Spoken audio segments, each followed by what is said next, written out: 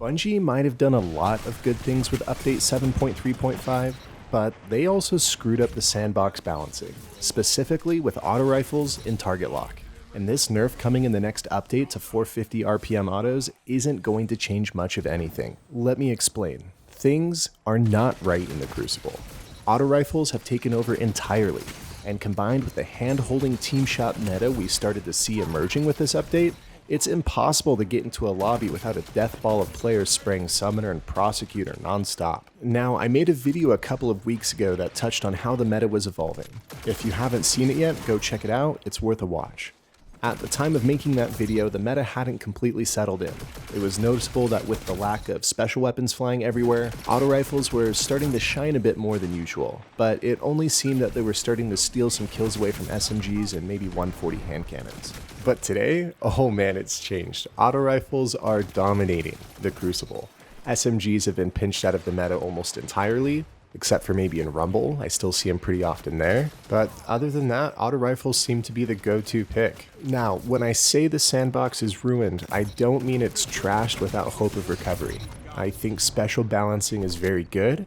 It's probably in one of the better places it's ever been, and I'm very happy with what has been done. I think the reduction to flinch dealt by primary weapons coming in the next patch will be what snipers need to feel just right. Currently, the flinch is a little bit rough, especially with AutoRifles galore. The primaries, on the other hand, are not right, and this is painfully obvious because we're in an AutoRifle meta.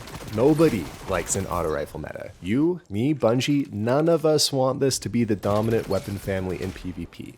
Yet it's everywhere. They've been the top weapons in Trials every weekend since the update. You can't miss them in quick play or comp, they're unavoidable, so much so that my ears hurt from the constant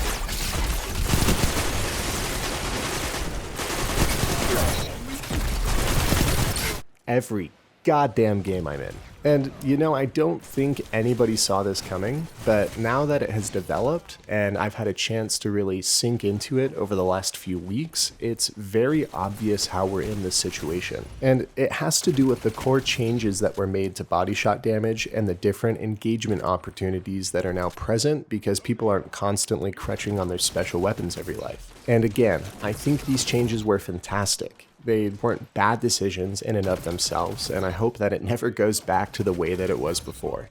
It's just that they've unearthed some pretty big issues with the nature of primaries now that we can actually use them as our primary weapons, and it's revealed how unbalanced the sandbox really is. To me, the problem with AutoRifles all boils down to opportunity cost. You see, the meta is really just about hitting your crits, and the time to kill of whatever gun you're using. Of course, that matters too. And wow, I know, what a revolutionary insight. It's not like we're playing an FPS game or anything. But a few weeks ago, that didn't matter so much when the consequences of hitting body shots weren't severe. Now, it's a big deal. So, if I miss enough of my crits, that messes up my time to kill, and I'm probably losing the opportunity to get the kill, right? Well, while that should be true with every weapon in the game, it doesn't exactly work like that in practice. Missing enough of your crits to negatively impact the results of the gunfight you're in is different across every weapon family and archetype. That opportunity cost, the consequences of missing a crit, gets stratified across the different weapon families where the opportunity cost is higher. You typically have harder to use weapons, often with slower fire rates, fewer shots to kill, and other nuances that can make them difficult to master in their own unique ways. And as you work your way down, you should see faster fire rates, more forgiveness, more ease of use, less downsides to missing a headshot or two, but they shouldn't be able to easily reach the maximum levels of lethality. And it's pretty simple to get. If the gun takes less crits to kill, the greater the downside of the missed shot. They should take more skill to use, but should be dominant when someone has mastered them and can execute the weapon near perfectly. The easiest example of this is the sniper. If you miss the crit, good fucking luck, buddy. I hope the enemy's not aiming at you. But if you hit that crit, it's GG's. The point is there should be a trade-off between how difficult the weapon is to use and how effective it can potentially be. But now we can really get into the big challenges here with balancing full auto weapons, because you don't want them to be useless. Sandbox designers put them into the game for a reason. It would be a shame for them to have no purpose at all because their damage is just too low. And that's how they've been balanced for a while in PvP. until a few months ago where they started to slowly gain usage after range got decoupled from zoom, nerfing rangefinder, and then more usage recently with the target lock nerf to SMGs. But autos are inherently easier to use than any other weapon in the game. So how do you keep them from dominating every single engagement if they have competitive times to kill and strong perk choices?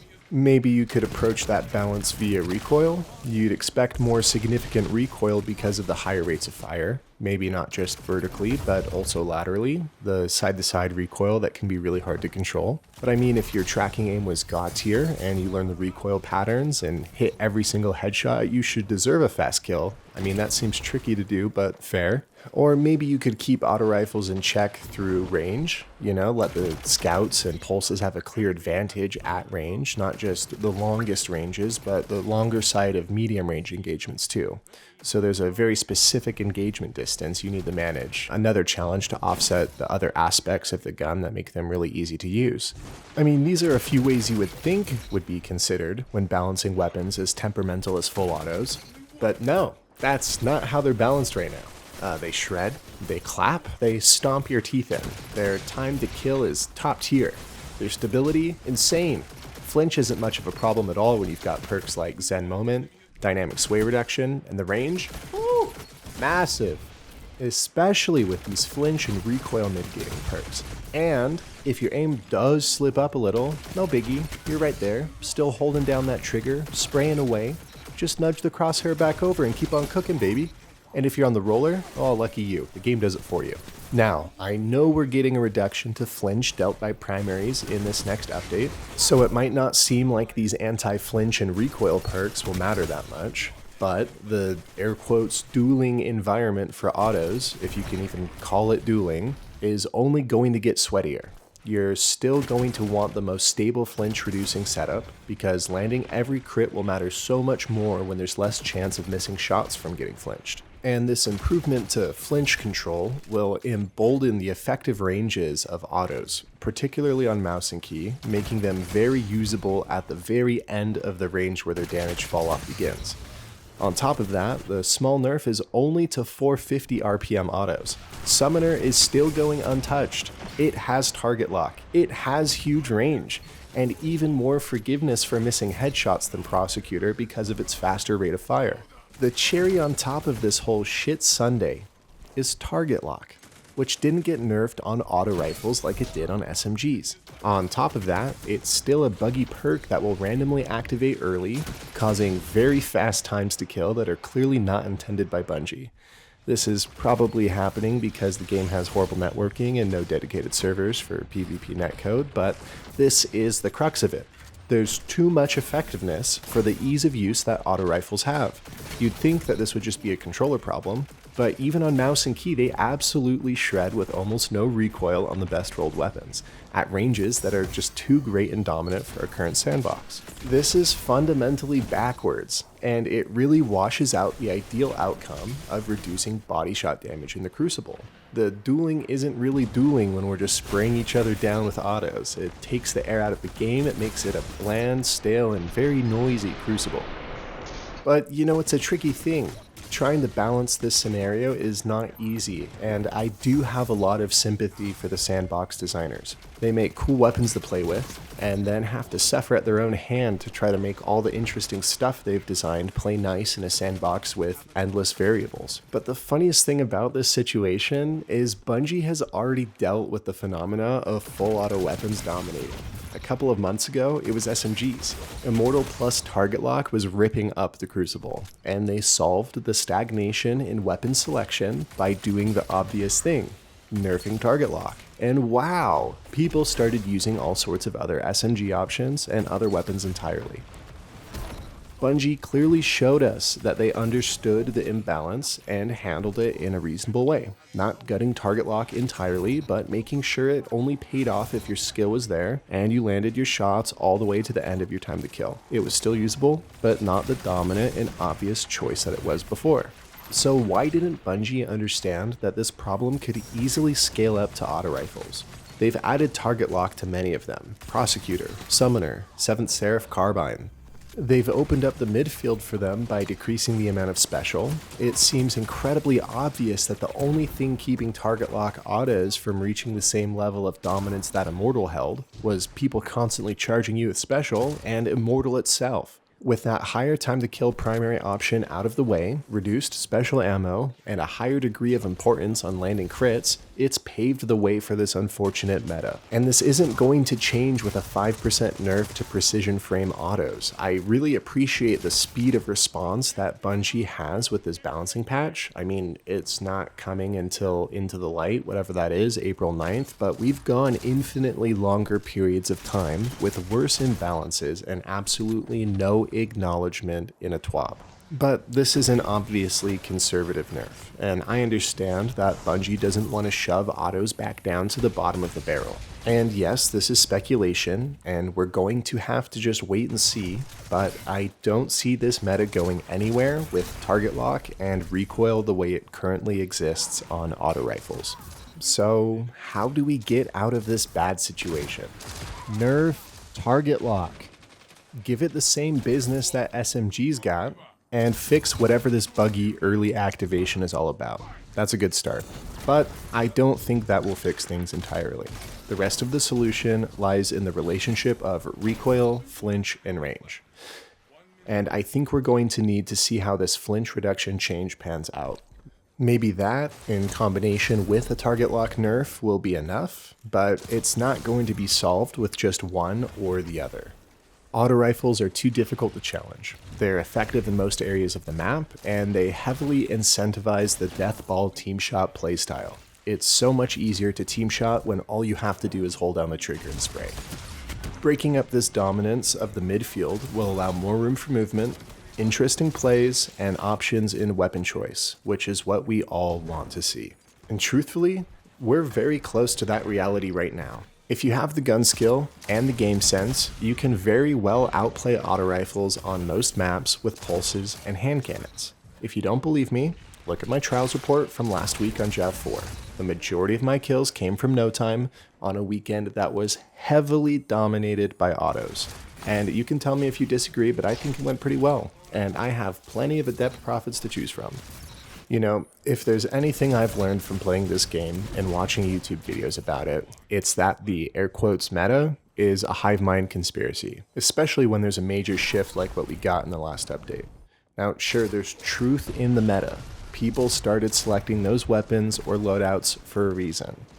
But the reason one gun or perk starts to take over is just as much about the psychology of people playing as it is the math behind the sandbox. The reason a meta sticks is because of the buy-in from the community just as much as the lethality of the loadout. YouTube videos from your favorite creators become propaganda, and everyone listening may as well be in a cult. That's why it normally takes nerfing a dominant meta into the earth to see changes in the life game. If the Sandbox team reasonably responds to an imbalance, it won't feel like much of anything has changed. Everyone still clings onto what was good before, because the results aren't that much different. And if the meta does shift after a conservative nerf, it takes a long time to do so. That's why I don't think we're going to see a meaningful change in primary selection until target lock gets the nerf it needs. The sandbox we're currently in, while it has these glaring flaws, truly is one of the best we've had in some time. It might not be noticeable because the hive mind has taken over and their answer is bullet hose, but there is still a lot of room for smart, well-skilled gunplay to prevail with pulses, hand cannons, and scouts. The reason why I'm going on about AutoRifles and target lock is because they're one of the last glaring issues stifling high-skill gameplay. They're just too effective for how easy they are to use, and directly counter the philosophy that Bungie was looking to establish with this recent change to body shot damage and special ammo in the Crucible. It's artificially inflating people's gun skill because of just how forgiving an AutoRifle is. But this bullet hose issue aside, the sandbox is quite nice. Every other weapon family has its respectable effectiveness in terms of engagement distance, and there's nice battles to be had between them on the edges of their effective ranges. And don't get me wrong, I'm not totally an AutoRifle hater. I've been having fun with them too, but I've been having even more fun going to war against them with all the other primaries in the game. You know, having good aim matters now. You can actually get into primary duels without having the anxious fear that some no-brain ape will be smashing their W key into pieces, running at you for a shotgun kill or two every respawn. And the last thing we need in terms of weapon balance is for AutoRifles to be put in their rightful place. I believe it's only a matter of time before that happens. The only question left is, how long will it take Bungie to pull the trigger? If you made it this far, thank you. It means more than I can describe. And please let me know what you think about weapon balancing in the comments below. I want to know what your experience has been like over the last few weeks. The comments on my last video were super interesting and honestly gave me a hell of a laugh, so please let me know. Until next time.